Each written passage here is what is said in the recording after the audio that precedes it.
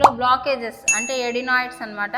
దానివల్ల ఏంటంటే మనకి బ్రీతింగ్ తీసుకోవడానికి చాలా ఇబ్బంది ఫీల్ అవుతూ ఉంటాము. అట్లాంటి వాటి నుంచి బయటపడడానికి మీకు కొన్ని ప్రాణాయామాలు తెలియదు. మొట్టమొదటిది అనునాసిక ప్రాణాయామ.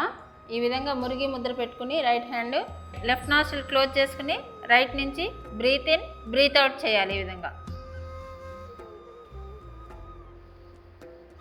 10 టైమ్స్ అయిన తర్వాత రిలాక్స్ అయ్యి లెఫ్ట్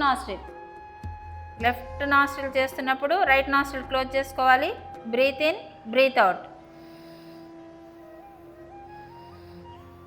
ఈ విధంగా 10 టైమ్స్ అండి. దీన్ని అనునాసిక ప్రాణాయామ అండి. రెండోది నాడీ శుద్ధి అండి. నాడీ శుద్ధి ఎప్పుడు చేయాలంటే అనునాసిక చేసిన తర్వాతనే చేయాలి.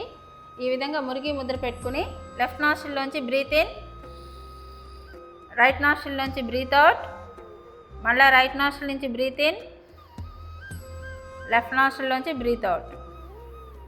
ఈ విధంగా సర్కిల్ 10 రౌండ్స్ చేయాలి. మూడోది కపాలభాతి ప్రాణాయామ. అది ఏ విధంగా చేయాలంటే స్లోగా ఎగ్జైల్ చేయాలి.